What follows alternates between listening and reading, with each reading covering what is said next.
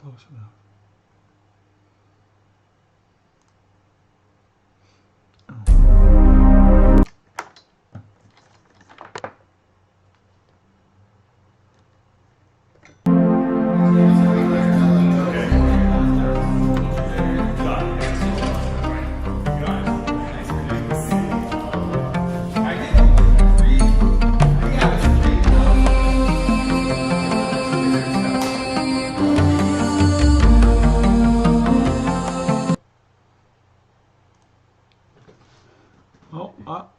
Wait. Okay, hello everybody. Good evening. Oh, hi David. It's nice to see you here this evening. It's nice to see anybody here this evening, actually, all things considered. As you can see, we are most definitely not at Mythos Games this evening. Sadly, not at Mythos Games this evening. Laura and I are broadcasting to you live and direct from my office. Yes. From our home. From the Dragonhearth headquarters. From the Dragonhearth International Dragonhearth headquarters. That's right. And we missed last week. We weren't here entirely for you last week. It was an absolutely terrible, no good, very bad week. And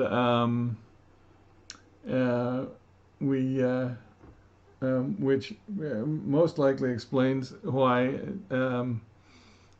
David is here. And who else, by the way, do we have here in our chat this evening? And if you're out there, please give us a shout.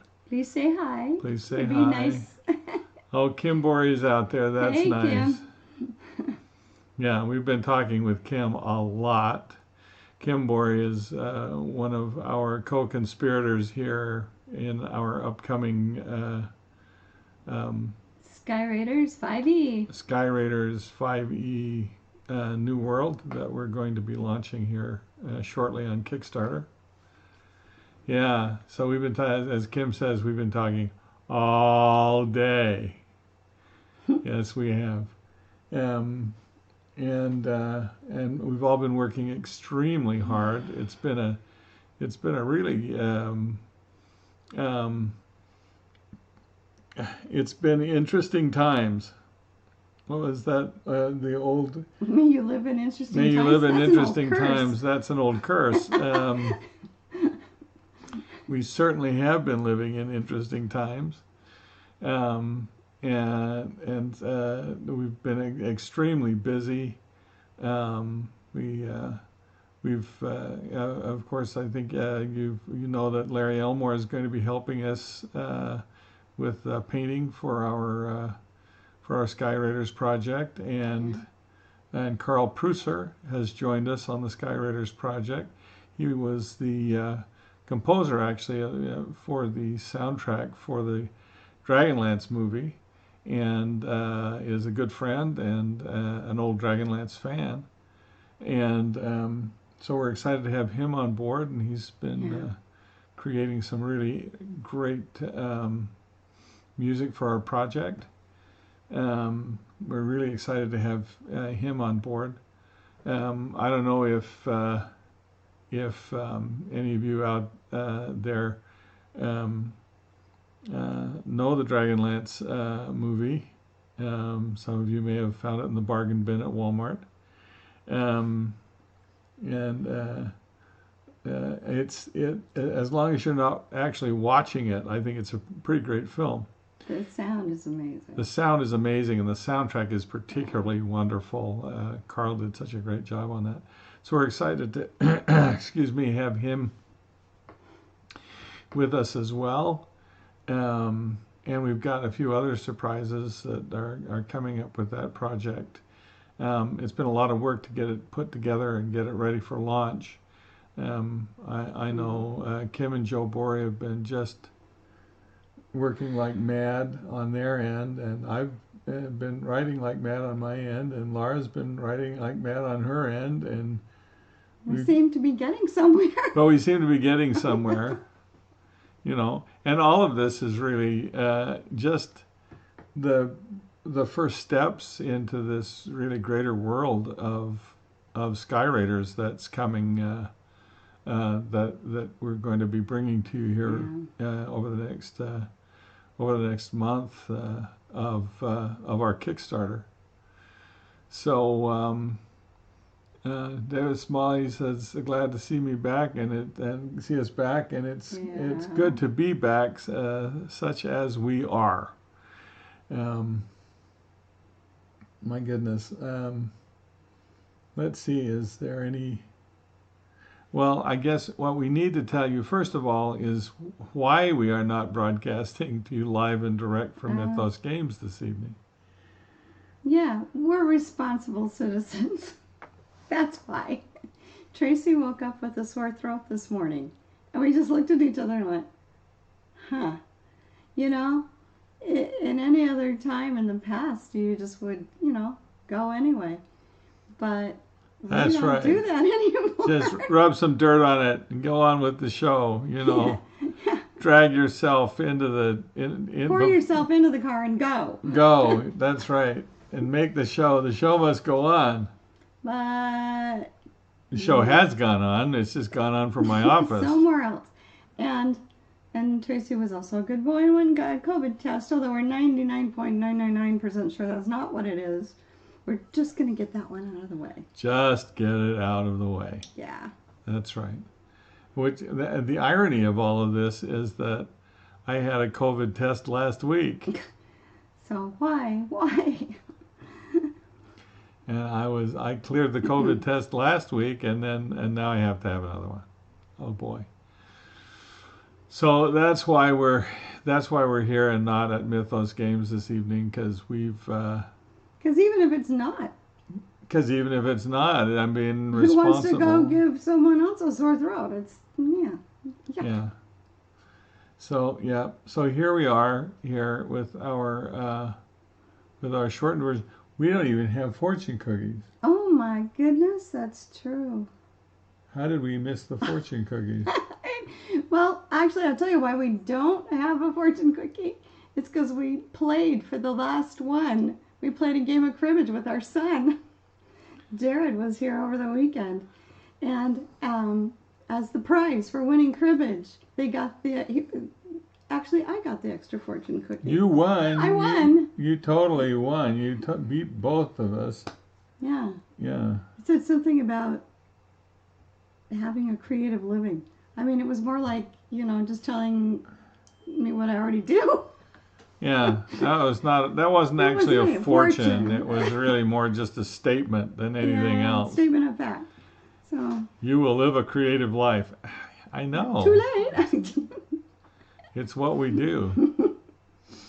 So no, I guess no fortune this evening. Although we could certainly use one. At this point, it's been a really rough couple of weeks. I was like, I don't have my phone right. I get one for you on the random. Oh, on the random digital fortune cookie site. Well, that's okay.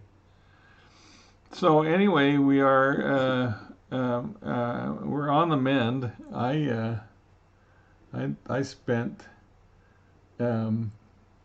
Oh, let's not even talk about it. Oh no, it was too horrific actually to talk about. Yeah. But hey, so much better than this time last week. That's true. So much better than this time last week. Let's see, this time. Oh yeah, so much better than this time last week. Yeah, it's a good thing actually. We pushed back our release date, our start date on our Kickstarter because I was completely. Yeah, losing a week just really made it impossible. Yeah, just so really made it impossible. So we're really glad to just be here talking to you tonight. And everything's getting better every day in every way. We're getting better and better. That's true. Okay. By the way, everybody, let's see. If you haven't done so yet, and of course you should, but if you have not done so yet, we would like you to go over to we need you to go over to skyraiders.net. Right? That's right. Yeah, go over to skyraiders.net and join our merry band.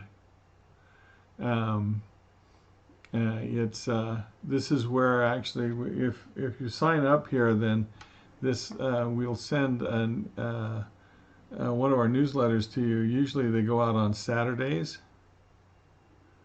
and uh, we always have something in there that's from the news from the about Sky Raiders that nobody else gets. Actually, we always put Or you all could of get the it first. yeah, well, or you get it first, but actually, usually it's actually more than anybody else gets. Oh, absolutely. More details Yeah. than anybody. You want to know stuff? Sign up for the newsletter. That's right. We had a great article last week, I think, about our ethos system and how we're handling ethos versus alignment in 5e in our new setting. Hey, David says he's excited to run a group of folks in the new setting. Yeah, it's just really fun. Can't wait. Yeah, I can't wait either. In fact, we are hoping to we're wanting to put together a special preview packet for everyone who through the Kickstarter, I believe, so that people can actually play. Oh, thank you, Jenna. Yes, I am feeling better. I'm I am feeling better, but um, I'm feeling bad in different ways. Yeah. Okay. Tonight's the sore throat thing, and we're going to deal with that too. But it's a Yeah. whole lot better than we were last week. Anyway, so Yeah, we can't wait to do this. Yeah, we're Can't wait excited to do it. and yes, if there's time before the Kickstarter, we'll get that put together. We're well, just if not, we'll do it while the Kickstarter. yes, we're knitting as fast as we can. That's right. Or dancing as fast as we can. Yeah. But yeah, a preview is going to be pretty exciting, I think. I want to get it out in everybody's hands, and so that you can experience some of the new character types that we've got in this world and the world itself. And the world itself is probably really the most exciting thing for Laura and I. In fact, Laura and I talked through. Laura and I have a process um, in our creative life, and sometimes, and very often, that includes very long road trips. Yeah, that's almost my favorite part. Yeah. Yeah. We work out things in the car. We story weave in the car. Tracy drives. I write like mad as we talk. Yeah, it's actually one of our best processes is to go for a really long drive. Yeah, those are happy times. Yeah. I love those times. Some years ago, Laura and I wrote a screenplay for a film that a friend of ours wanted to produce. That's right. It was optioned actually. Yeah, it was actually optioned. Aaron Eisenberg optioned our film. And yeah, Midwest drives, David. That's true. And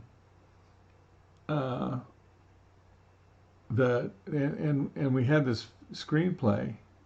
Dear Dave or dear Aaron's gone. He No, is. sadly, We miss him. we miss him. But Aaron had optioned this screenplay, so we'd written this screenplay, and of course, my first draft I was perfect. And Actually, we should tell them what the number one rule when we're writing together, what that is. Because this is the first thing we wrote together was the screenplay that we had written together for a very long time. It was after, what was it? You said, the kids can now wash their own socks and make peanut butter sandwiches. I want you to write with me again. And I said, and you said, no. She said, no, I'm not going to write with you. She says, our marriage is working really well. Why would we want to mess that up?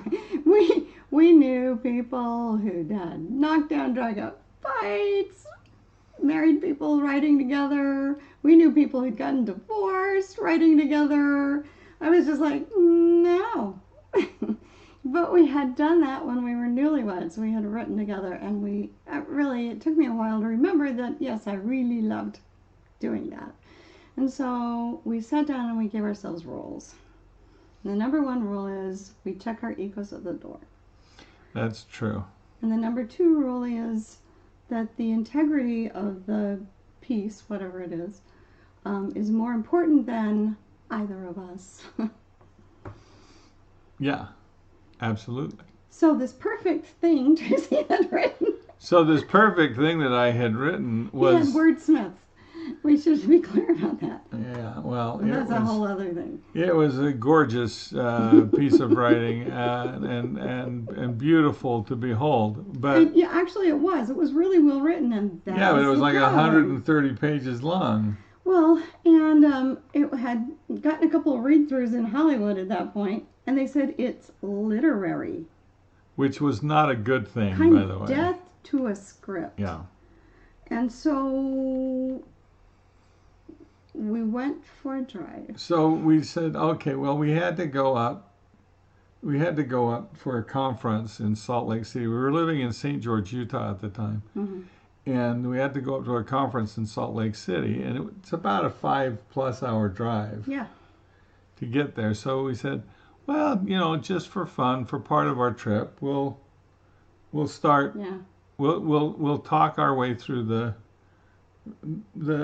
we'll talk our way through our screenplay and see if there's anything, minor. We decided to read it aloud. Well, at some point. I told Laura, we hadn't actually gotten down the freeway for very long. Mm-hmm. And I said, just start reading it and let's see. So Laura starts reading it, and it's just horrible. Yeah, out loud, you could tell this out was loud, not it a was film script. It was just wordy and it was more like a novel. Well, yeah. Except they didn't want a novel; they wanted a screenplay. Yeah. So she hadn't read more than I think half of a page, and I said, "That is the worst thing I have ever heard." And then I got out of my purse the magic thing, which I usually carry. Yes, that's true. And that's a red pen. Her magical red pen, and she started bleeding all over the manuscript, and we'd go through, and we talked through that screenplay all 5 hours up, and all 5 hours, and all 5 hours back, and we still weren't finished. It's true, cutting, because we needed to cut a lot of pages. We did. We had to cut a lot of pages out of this.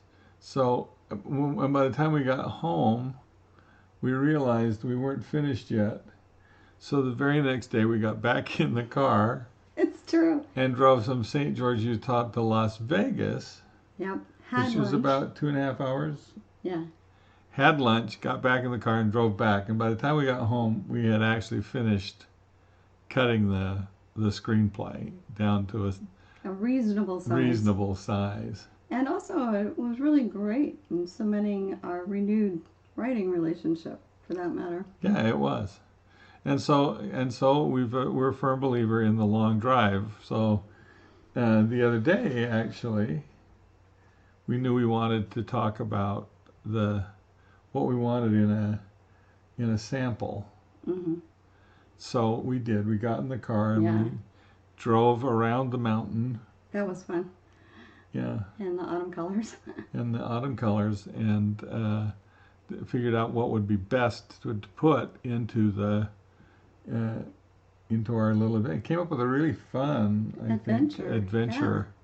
Yeah. We're excited. Yeah, so we're excited to play it. I can't wait to try it. Well, we have to kind of, like make maps and stuff. The stuff. You got to do the stuff. Yeah, you got to do the stuff. Yeah. So Tracy's great at maps. He's the map master. I am. I'm having a lot of fun with maps. Yeah. So that is coming, and we're very excited to get that done and out to everybody. This is the usual point here. I usually ask, anybody have any questions for us here this evening? Here with me with my sore throat, and I feel great. Laura feels great. She's very perky and chipper, and I'm just mostly. You're doing just fine. I'm doing just fine. Okay. Laura will tell me. Questions? No, I didn't right away. Well, our deepest, darkest secret is we both like fruitcake. That's true. There, now you know. Laura makes a really great fruitcake. That's true, I do. Hi, Byron. Byron Mason's an old Byron. friend of mine, friend of ours. Byron is one of our crew at our old crew at Gen Con. And Byron was one of the people who would come and help us run Killer Breakfast at Gen Con every year. We are hoping to run Killer Breakfast in 2022. We are very hopeful to be at Gen Con in 2022 and run Killer Breakfast again. That would be a grand thing. It would. Yeah. Okay. Fresh Phantom says, I love me some fruitcake. What's the favorite fruit, though? I put more cherries, more of those candied cherries in it than most people do. That's my big secret to my fruitcake. And it has, of course, candied pineapple in it, which is wonderful. My favorite fruit is rum. Shame on you. No, that's not a fruit. True. It's not true. No, but I do like a nice rum flavor in my I put some rum extract in it because neither of us. Yeah, that's true. Laura does make a really great fruit cake, though, but it's a process. It takes a while to get. There's actually more fruit in it than batter. It's really funny stuff. It's an adapted recipe from my grandma. Yeah, yeah. Is this available anywhere online? Is this a secret recipe? Oh no, it is available online at bakingoutsidethebox.com, which is my little recipe blog, which I've had now for 10 years. Actually, it's 10th anniversary. Word. Yeah. I have my little hobby recipe blog for 10 years now. It's fun. Something I do for fun. So you can find it there. It's part of the Baking Outside the Box, the Goodie Mix recipes. It's in there. If you type in under search, if you type fruitcake, you'll find it. That's true. Yeah. That's true. Chanel has an interesting question here for us. Oh? Yeah. Did you make the setting of Avarox specifically a multicultural place so the player can play a diverse group realistically? Yes. As a matter of fact, we wanted to be all-inclusive as much as possible.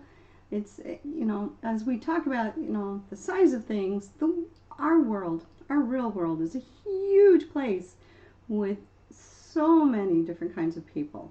And yet we have tried to make Avarax with that kind of inclusivity so everyone can play, find something that they want to be in this other game world.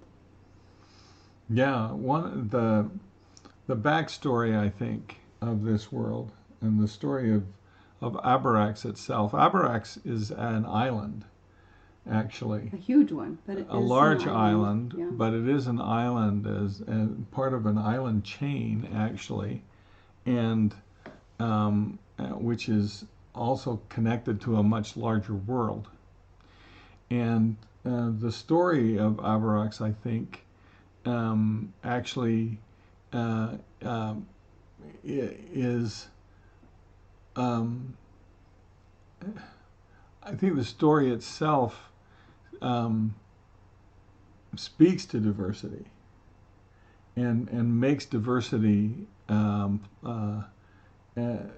must. Actually, in order to survive world. in this place, these people have had to draw together, and they were from many different cultures and countries originally when their ancestors came here as prisoners. Yeah. And so. Yeah, the ancestors of everyone of most of the people on this island, the sentient beings on this island, that come from a diverse types of ancestry. They they were all brought here as prisoners. Some of them were brought as political prisoners, as some for reform, Yeah. some just to get out of the way. And some of them as keepers of the prisoners were here too. And not only were there prisoners here, but there were the keepers, the people who imprisoned them. And so because so many different regions of the world used this as kind of a dumping ground for those that were troublesome to them. The actual population of this place is hugely diverse, and therefore there are reasons why there are dragonborn here, and there are reasons why the dragonborn exist here alongside of humans and halflings and ogres and the Barong, whom we're very, very excited to introduce to you. And all of whom have been struggling here for a couple of centuries, actually, to survive. Yeah, as you say, David, it's very much like Australia in some ways. It's interesting. I won't say that it wasn't an inspiration, because it definitely was. Mm-hmm. But we then said, and then what if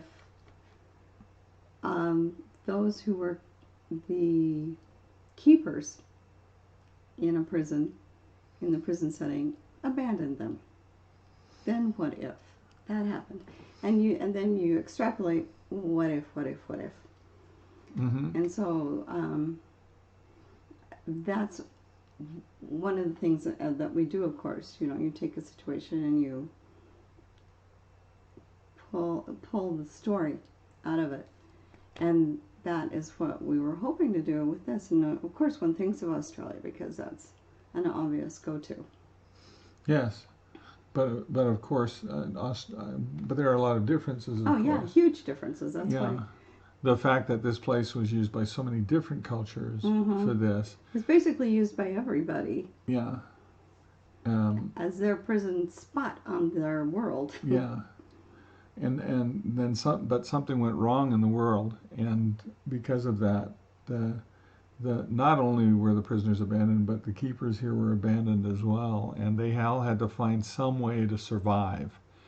And some way to learn to get along. And some way eventually, yeah. Yeah, although they haven't done not really all well the way, with that. maybe.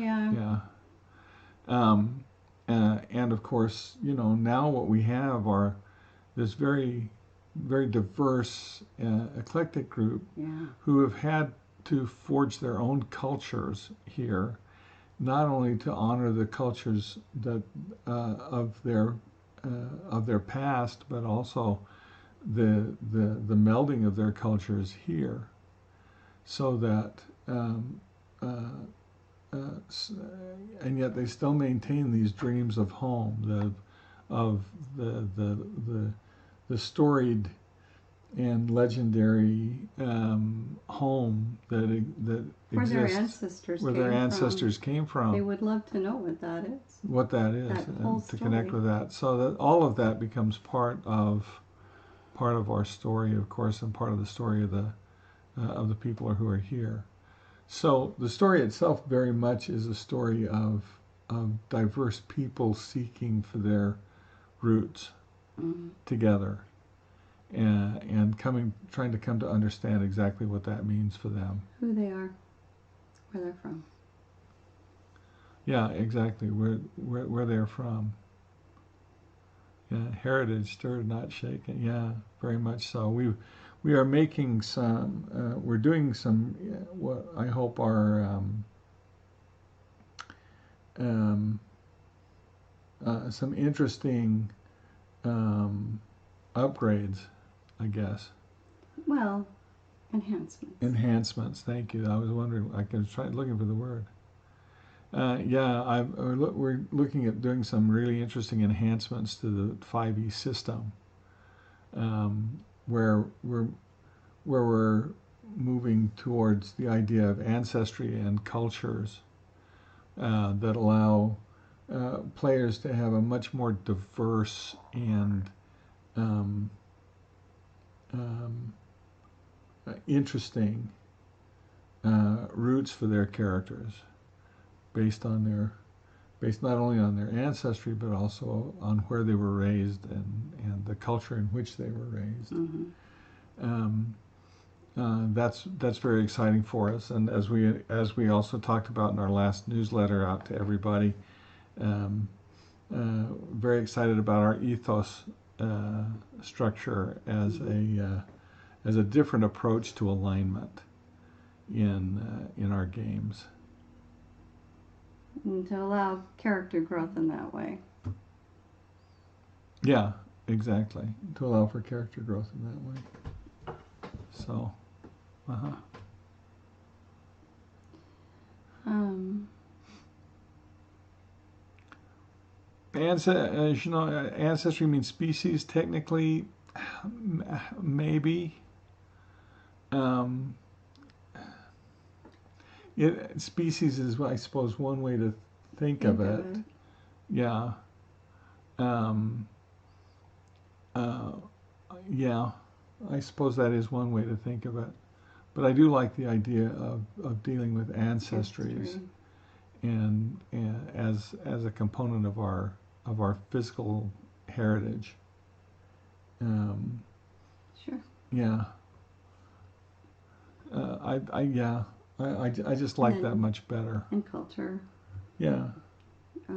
Depending on what culture you're raised in. I mean, if you were a, dwarf raised by, I don't know, Barang for whatever reason, you are going to think very differently about the world than other dwarves.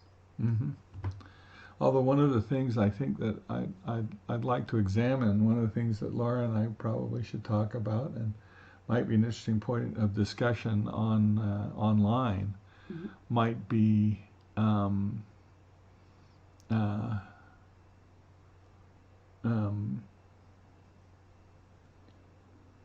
might be the question of family cultures versus social cultures. Because Haven, for example, which is one of the towns in the world, Haven has primarily human culture, which means that it's very diverse and eclectic. But there are also wood dwarves who live there, and there are also gnomes who live there, and the question then is, the question for me then is, do dwarven families have their own traditions that they maintain culturally, as opposed to the culture of the town itself? And, oh yeah, quite possibly. Yeah, and so how do we account for that within the structure of the world? One of the things, of course, that we had to say early on, and is that role-playing games are an imperfect map. Well, the map is not the territory. Map's not the territory, and so a role-playing game can only deal with a certain level of detail before it starts to get unplayable. So, um, and so,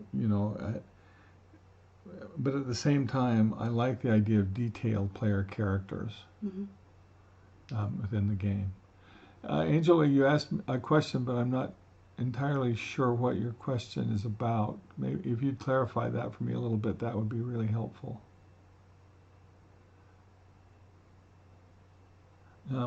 Let's see. Oh, thanks, Deja Vu. Yeah, we're very pleased with the poem. Yes, that's right. Mechanically, you would have a set of physical qualities and then a set of cultural qualities that add to it. So. And the character's background. And the character's background. Which all are of a piece. I mean. It becomes a whole cloth. I mean, in 5e you have the 6 basic characteristics: strength, intelligence, wisdom, Yeah. dexterity, constitution, and charisma. Well, um, the strength, to a certain, in some ways, is a physical quality. I think that is part of that comes down, can come down through ancestry, or should come down through ancestry. You know, an amount of dexterity perhaps is also a question of ancestry, which is not to say that, which is to say that there's a spread, of course, because in any given ancestry, there's going to be some people who are going to be extremely dexterous and some people who are not going to be that dexterous. But I think physical qualities like that very much are in our system are found within the ancestry. But a lot of things, like in intelligence, okay, or wisdom, may be more cultural than ancestral in nature. And charisma in and of itself is a whole other thing that we're trying to wrestle with here. I think that the example that I gave the other day was that someone who is a nobleman and who would do really well at court, right? If he walks into a waterfront bar, his charisma is probably not going to go over really well in the waterfront bar. It's not going to get him very far. At the same, any more than, say, one of the roustabouts or one of the people in the waterfront bar suddenly showing up at court isn't going to do that well either. So I think that how one's charisma works is not going to be universal that way. That just because you're good looking doesn't mean that you're going to get along everywhere that you go. So those are some of the other things that we're wrestling with. Well, that's a good question. I don't know why not. Would your game allow players to customize characters with disabilities that allow them to use things like a combat wheelchair? I don't see why not. Yeah, that seems like a perfectly reasonable and good request. Yeah, I think that I can see actually some ways within our world where that would work. Actually. Yeah. I can even imagine what kind of upgrades they could get on that wheelchair. Apparently, Laura's on it. Okay. Yeah, you're right, Janelle. It's very difficult to deal with the questions of innate as opposed to acquired things, but and to a certain extent, and also to deal with the influence that culture that surrounds us has on our formation as well. So yeah, I think that's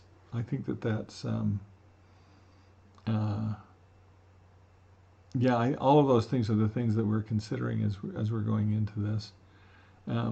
We're very excited about the world itself, and especially about the exploration of that world, and the idea of exploration and discovering what's beyond the horizon is also very much at the heart of what we want to build here. It's also very much at the heart of the living tome system that we're developing with Joe and Kim Borey. The idea that we can, well, let's take a step back. I've been very much impressed with a lot of app-assisted board games that have been coming out, particularly from Fantasy Flight. Laura and I are big fans of their Lord of the Rings Journeys in Middle-earth series that allows for cooperative play. I like their new Mansions of Madness edition that does very much the same thing. Mm-hmm. And there are a number of games that I think have been moving in that direction. We also have, of course, as we know, there are a lot of online assists for role-playing games these days as well. Um, but so when we came to approach this, our whole approach, I think, with the Bories, along with the Bories in this software, is to find ways to use the software to enhance play at the table, not to replace play at the table, or or to minimize the importance of play at the table, but more to the point, to use the app so that it was it improved play at the table. It improved interaction, the role-playing interaction of players at the table, and ways to do that so that the glass of the app never got in the way of play, but was always an assist to that. And I'm very excited about the directions that we've taken with this. Um, the the the the game books themselves become magic, and and you will be able to look through the window of this app, and the books themselves will come alive in ways that are specific to the game that you're playing at the time. It's it's a wonderful expansion of role playing. And not just for the players, but the game master will enjoy it too. The game master is going to enjoy it too, because the game master gets to explore the game along with the players to a certain extent. It doesn't diminish the role of the GM in the game. If anything, it gives them better tools actually to participate in the game alongside the players. Um, it's a new aspect actually of role-playing games that we're really very excited to bring to the gameplay itself. So yeah, that's pretty exciting. That's pretty exciting stuff for us. Can't wait to get some of this out in Yes, front the of group will you. be able to interact with the tool, with the app. Yes, Yes, and that is what we're planning. yes, yeah. In fact, you'll um, the as I understand how it works, or at least part of how it works, is the game master will give the players that are using the app the game master will be able to give everyone the passcode to their session, and that means that everybody then can be in the same instance and communicate across the app with each other. And no, it shouldn't make extra work for the DM. If anything, it actually should make the DM's job a lot easier. And to be able to do a few things with the characters that you wish you could do now, but I'm not even going to give that away. Yeah, it is actually it's actually pretty exciting from the DM side. For the DM to actually be able to make choices about how the game is going to proceed, Or what a specific player knows or doesn't know. what a specific player knows or doesn't know, or what the group, all but one person knows. You know, there's like stuff. yeah, and a lot of the exploration that the players get to do, they can do on their own rather than take up the DM's time by Right. asking questions, And certain questions. and of course, as with a good app in any game would do, it only takes you so far, and then it turns you back as quickly as possible to the people in front of you. Because don't we all stare at screens enough already? Yeah, we really Right? do. So the point is for the players to engage, Yeah, yeah, but to have that little bit of magic yes. in their hand. It's very exciting, and as Laura says, The whole point of the app actually is to get you back into play. Um, you know, if one player were to discover something, they could share it with the group, or they could keep it to themselves, and um, or wait to reveal or at the wait right to reveal it at the time. right time. Yeah. I mean, and none of this slows down play. All of it, if anything, Keeps things moving keeps along. things moving along. Yeah, it's very exciting. David Sly says, I just had a vision of hitting a player with a fireball. That'd be great. Don't think that's not happening. You know that's going to happen. Yeah. Well. Yeah, so it'll be an all-encompassing sort of. Your voice has gotten quieter and quieter. Yes. I can tell his voice is starting to wear out. So we are going to probably end pretty quickly. Dave wants to know, can one book be used for more than one device? Absolutely. Yeah, you can. Absolutely, and in fact, you could pass the book around. You can pass the book around if you want. If you want.